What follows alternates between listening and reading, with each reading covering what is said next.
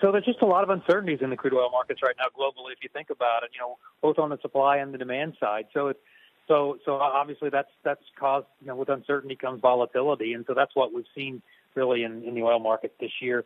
But at some point, I don't know if you can ever normalize or have a normal oil market, but what we do know is demand in Asia and China specifically will come back at some point in time, and that will boost demand for oil pretty substantially. The U.S. will have to refill the Strategic Petroleum Reserve. That will increase demand for U.S. oil as well.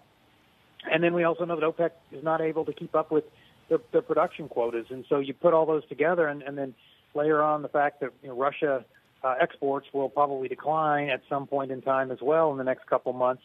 We're pretty bullish about oil prices going forward. And could we go lower from here? It's always possible, but we just think longer term, all the factors that I just mentioned will lead oil prices higher in 2023.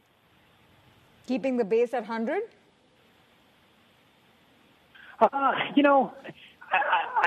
think oil prices in the 90s is better than the hundreds. You don't want to have demand destruction happen, and we saw that happen here, especially in the U.S. when oil prices were well over 100 and 110 range. You started to see gasoline was $5 a gallon in the U.S., and you started to see demand destruction, and that's just something that is not good for the consumer, and it's not really good for the energy industry either.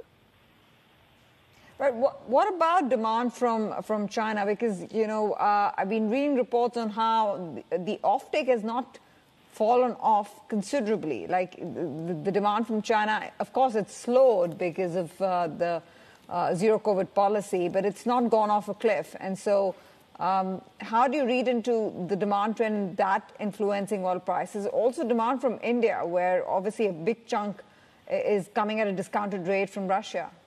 I hear now 20% of their overall supplies.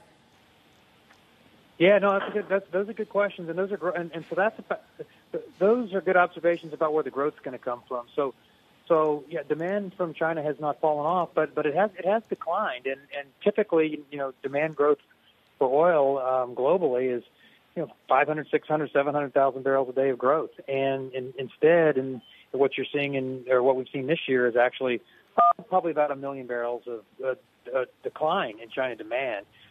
So the factor that I think will drive Chinese demand higher will be obviously the reopening of the economy, but more importantly, building inventories. So oil inventories around the world are low, and I think the world has figured out that energy security is pretty important, and part of energy security is having adequate levels of inventory. And so that will be a big driver both in China as well as India going forward, and that will drive demand growth going forward and once again probably likely result in higher prices.